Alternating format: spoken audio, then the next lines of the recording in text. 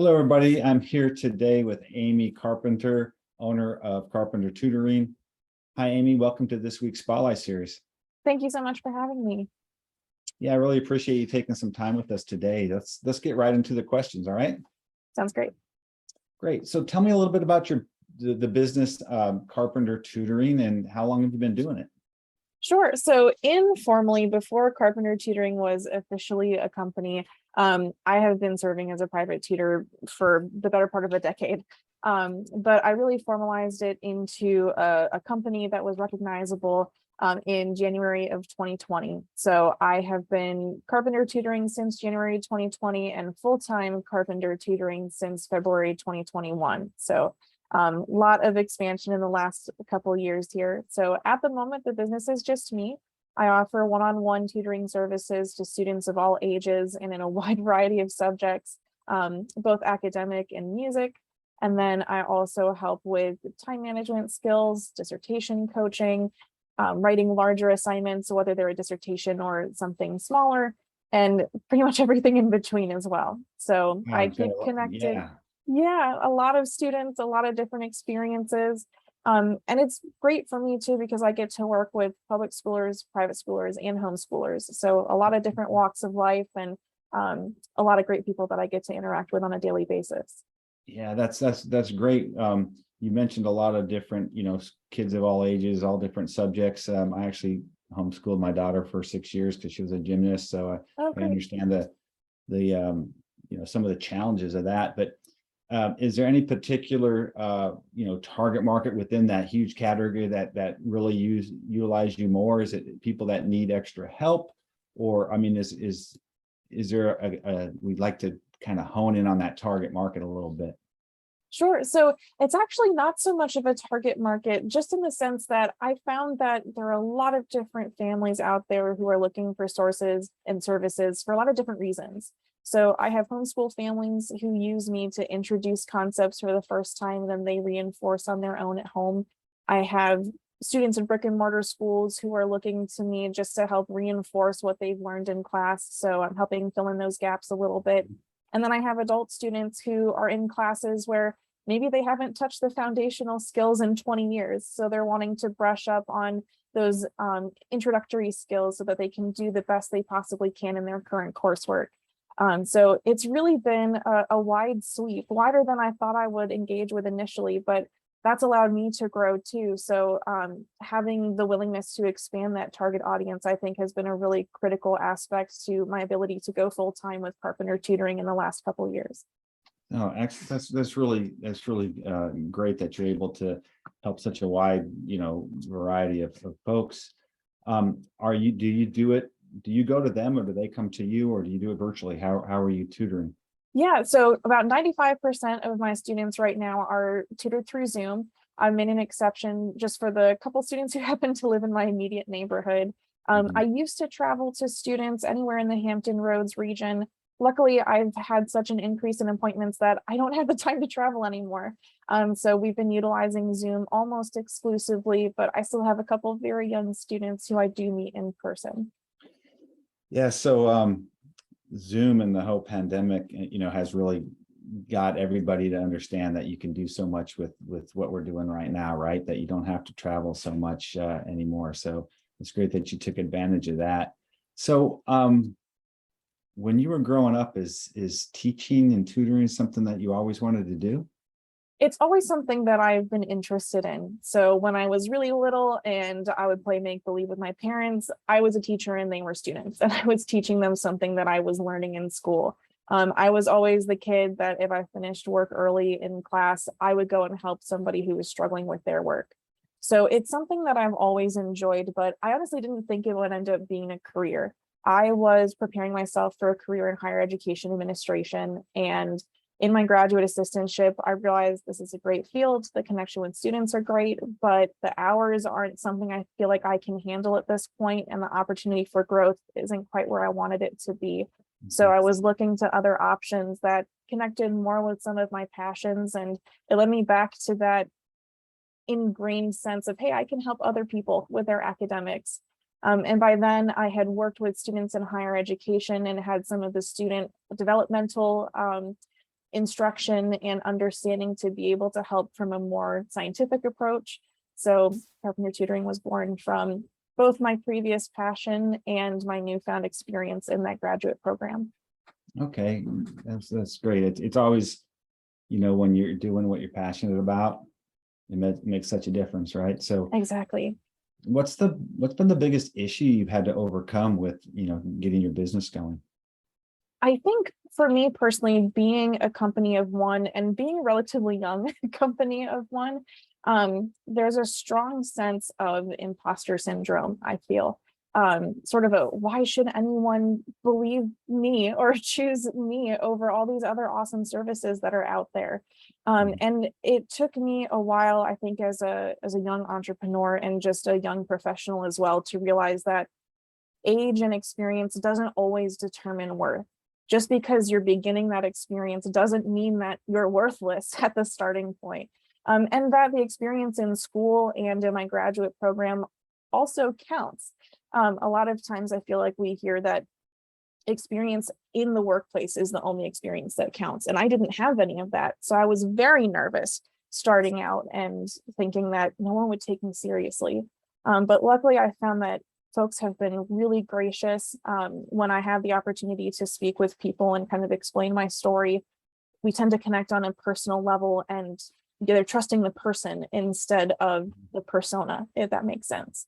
Yeah, it absolutely does. I mean, there's so many benefits of when you talk about the age different. I mean, who can connect better with certain ages, and people that have been doing teaching for a while, they're kind of out of touch. I mean, it's the younger generation that bring some innovation to everything, right? And even in like the schools, we're in Isle of Wight County, and so the project-based learning curriculum that they do is a little bit different than most schools, and it's actually really good. And so I think there's probably huge advantages that you could probably think about benefits for being a young entrepreneur that hasn't had been, what's the word, kind of brainwashed in the academic sense that schools, that the academic formal structure has, right? Right. Yeah, it's a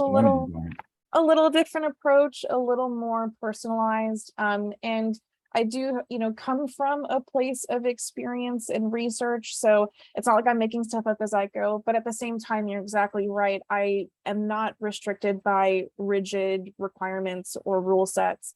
I can meet a student where they are and use different resources or use different teaching methods. Sometimes I can bring controversial topics into my teaching because we tend to remember those more, whereas they might not be welcome in a classroom. So It definitely opens up the possibilities a lot more. Yeah, that's a great point. So, Amy, what have you learned about yourself during this journey? Oh, that's a great question. I think it kind of goes back to what you had first asked, what were the difficulties? I think one of the things that I've learned is just that I do have worth, which has been a hard one a little bit, because I think it's always difficult setting out and transitioning from the academic world and being a student to kind of being on your own and paving your own way. So I'm sure some of that learning would have happened no matter what the pathway was, but doing that learning while also starting your own company it kind of doubles down on that feeling. So learning how to connect with people and express myself in a way that is transparent but trustworthy, but also increases engagement has been difficult. So trying to toe that line between sounding like a real person, but also not sounding salesy. Right. So finding just the right way to connect with people has been a big learning curve as well, but one that I've really enjoyed. And then I think one of the largest things that I've learned in general is just there are so many people looking for a connection, and there are so many people who are doubting themselves and doubting their abilities because they happen to be in an environment where material is being introduced to them in a way that maybe doesn't flow with their normal thought processes. And so they come away thinking, I can't do this, or I'm not good at this, or this isn't something that I'll ever be good at. And all they need is a different way of having it explained to them. When they have that different way, suddenly they're great. They have a way Yeah. that they can think about it. It's been made tangible for them. They can run with it. And confidence and self-esteem follow with that. So it's not necessarily learning about myself, but I have seen so many students go from a place of feeling like, this is my last hope, I can't do this, I'm a helpless case, but I'm going to try one last time anyway, to realizing, okay, I really can do this. I just have to take a different approach from what I'd been shown in the classroom. Right, right. Another great reason why the being a little bit younger and not having, you have that ability to change that, because everybody learns different ways, all right? So visual, audio, and some like to be hands-on, right? And the school tends to just kind of put everybody in the same environment, and some kids are kind of left out on the peripherals, not learning the best that they could. So I love the fact that you really focus on that. So what does the future look like for Carpenter Tutoring, and what do you see as the main challenge moving forward? That's an excellent question. So definitely one of the main challenges at this point is there's only one of me, and I only have so many hours in a day that I can reasonably give to students without losing my mind. So the question of expansion and growth is definitely a big one. So that could be a question of, do I hire people? And then that becomes, I'm managing now instead of just working with students. What does that look like? In addition, if the brand is me at this point and my connection with students, how do I ensure that someone else is going to further that in the same way that I would? Because if someone else picks up the torch and doesn't treat it with the respect that I think it deserves, Carpenter Tutoring is going to be something different than me and my experience then. So that's been definitely the thing I've been staying up at night thinking about at this point. I'm early enough in the process of even being in a situation to think about those things that I haven't come up with how I'm going to navigate those moving forward quite yet. But I've been looking into things like, can I increase my touch points through things like YouTube channels or TikTok videos, places where I'm putting out content that students can look for and grab on their own time, and it's sort of passive income for me, so I don't have to meet one-on-one with each of those students, but then I still have my one-on-one time with students in the background. Is there a fleet of Carpenter Tutoring tutors that's going to be developed over time and expand my ability or our ability to connect with students in person and on Zoom one-on-one? Is there some other online platform that I might or we might be able to create and sell a subscription-based service to students where they access it for maybe a year at a time and then have an opportunity to check in one-on-one here and there? There are lots of opportunities, lots of possibilities. I haven't quite landed on the one that I think is going to work best, but I'm in the brainstorming phase. Oh, that's great. You've said actually quite a few things that are pretty good ideas, and we'll talk about those when we're done here with the official part of this, because you have some great things there to really work with. So, hey, just two more questions. Second to last question: what advice would you give to anyone that's thinking of going into business? What I wish someone would have told me, just so that I would know, is it's going to be a little rocky at first, but things seem to work out. Things tend to work out if you don't give up. I definitely had months where I was like, oh my gosh, I don't know what I'm doing. How am I going to find people? I have all these empty slots. I would like them to be filled. And then 9 times out of 10, someone would call me or someone would send a cold email saying, hey, I'm looking for 6 hours a week. It's like, wow, okay, that totally fills what I needed. And so in the beginning, I think when you have that uncertainty, if you're not prepared to weather the storm a little bit for the calmer waters on the other side, there might be a tendency to give up a little prematurely. So I definitely could have given up too early and gone back to that higher ed position I was kind of preparing myself for, and probably be stuck in an office pretty miserable, making a lot less than I am now. Yeah. But I stuck with it. I weathered through it, and now I can't imagine being anywhere else. Excellent. That's awesome. I love hearing that. Because it's funny, you're in the education business, and when you think about your education, right? No level of school and education teach you how to be an entrepreneur. Right. All it teaches you is how to get a job.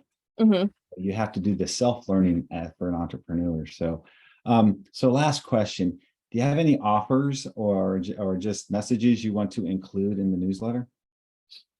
Generally speaking, not so much even for myself, but just in general, if anyone is considering looking for extra help for academics or management of their day-to-day to-dos, please don't hesitate to reach out, whether it's to me or another service.